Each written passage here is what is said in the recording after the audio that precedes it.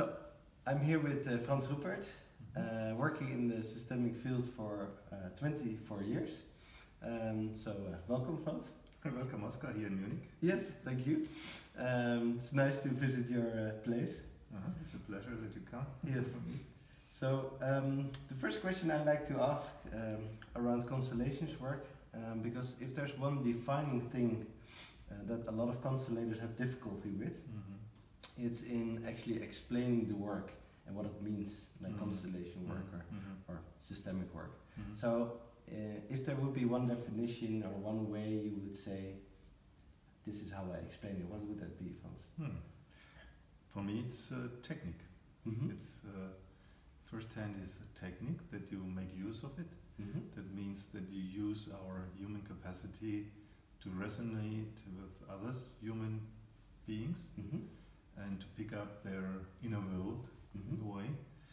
And we have this capacity because already as children we needed to take in from outside, our mother or father, and we develop our human psyche by resonating the psyche of others. And this is an inborn native capacity of every human being, and that we can make use of in many ways. And one of the ways to make use of it is to do it in the therapeutic field or in the counseling field. So this is an applied technique in a way. And to use this technique is, in my view, the third level of all practical work. And the first level of all practical work is theory. Before you start to apply a technique, you need to know why and what it's about and what are the problems, what are the conflicts. And so the first level for me is the theory level. And the second level is that you have an idea how to bring theory into practice, and then you have a second level that I call the method, the level of the method. You need a method to transfer theoretical knowledge, theory knowledge, into practice. And then the next level is to how to make it technically. That you apply your method technically in a practical situation. And so with regards to the systemic work, it has been around for a few decades now. Like, how do you feel connected to the wider community of like systemic coaches, trainers, workers in different fields? Like, there's quite a diversity. So how do you feel connected to that? So the first thing is, what is systemic? What is a system? And a system is a it's a concept. It's a theoretical concept. It belongs to the first level. So, of course, I started in 1994 with family constellations, and after with systemic work, we called it. And meanwhile, my focus no longer is on the systems, but is on the individual. It's on the identity of a person. So my focus, meanwhile, is on identity, not on the system. And so I name my whole approach identity-oriented psychotrauma theory, first level, and therapy when it comes to apply this theory. So that means why did I do this change? Why did I shift from system to identity? Because I saw that many of us have lost the I, have lost their own I, have lost the will, because being raised up in systems that deny the I, that do not want you to be a real individual, but to be part of the system. And of course, on the other side, also children like to be part of family, want to be wanted by the parents and so, but very often that is not the case. Very often this is the case, what we see in psychotherapy, that mothers do not want this child or another child, or even also the father, they are together as a couple. There are many conflicts, and sometimes they think if there's another child, the situation would improve, but it doesn't. It doesn't. So the whole system is not based then on real mutual acceptance, mutual wanting, that the other person feels good and has a good life, but they a way, they all are in a survival mode. And they all are struggling for to survive their trauma. And then I learned that this is of not much use to support the idea of somebody to be a member of a system, but more to support the idea of how to get out of the system, how to get out of a traumatized system. And this is what I see is one of the main problems many of the clients I see have, that they try to belong to a system, and the system from the very beginning rejected them. And didn't want them. And so they land in what I call the trauma of love. Where they aim with their development is giving up their own I, giving up their own will, and making the relationship or making the system more important than themselves. And to inverse this and to correct this surviving strategy, this is the main focus of my work, and this is the reason why I do not use do not name my approach systemic any longer, or family oriented, but identity oriented. And so with regards to like sometimes we say, like, I used to be saying like it's trauma constellations you're doing, but maybe you have another word for it now. There was in my development when I came in contact with family constellation. After a while, I saw, what is behind all these attempts to belong to a system and to understand what's going on in the system is trauma. All this, what makes it difficult, what makes it impossible, to have good relationships with children, to have good relationship with the parents, or in a couple relationship.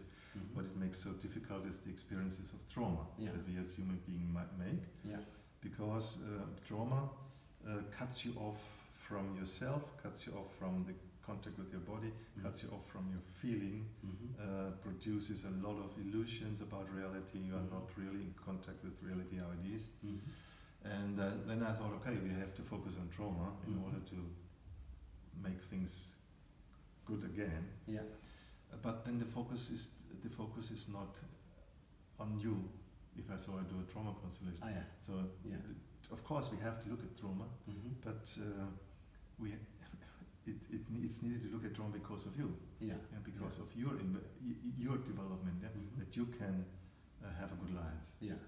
And so the focus is now on the identity, on your identity, my identity, and of course, in order to understand who you are, what I want, we have to look at our trauma biography. We have to start with the very beginning of our life and see how much trauma has influenced our development.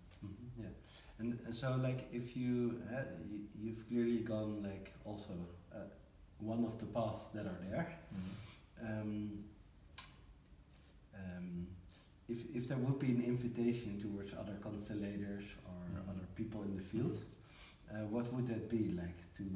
The field has developed in a certain direction. This is certainly one of them. What would be your invitation for other facilitators to maybe explore more, that they're maybe not exploring too much at the moment? In the moment, every of my book is an invitation. So my books I invite everyone.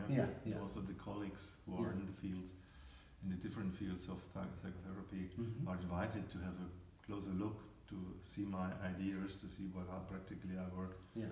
This one level, then I give lectures. This is the same.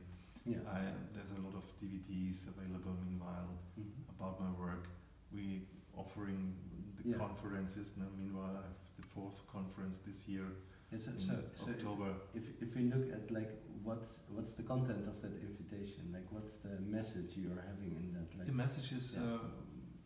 messages prove my ideas if they are valuable, and if you can benefit from these ideas, it may give you some insights about problems you cannot solve so far, and so everyone is invited.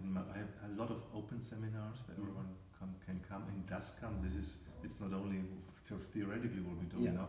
A lot of people that are engaged in the family-oriented or systemic-oriented constellation work, they come come to me and tell me their experiences with that world, and there's a big exchange, and many people coming, having a similar development like me, because we started with great hope in this systemic approach, and after a while seeing, okay, there are some things you can't fix or get in further in your own development, and then maybe you also understand that this is a very also limited approach, this systemic approach is limited, and that has quite some contradictions in itself. So there's a very lively exchange. I can imagine. And then with regards to like the work and how it's evolving, like what's the one thing you're really excited about, like where you see like, okay, so in the international field of work, like systemic work and like all different courses on that, like is there something you're like particularly excited about?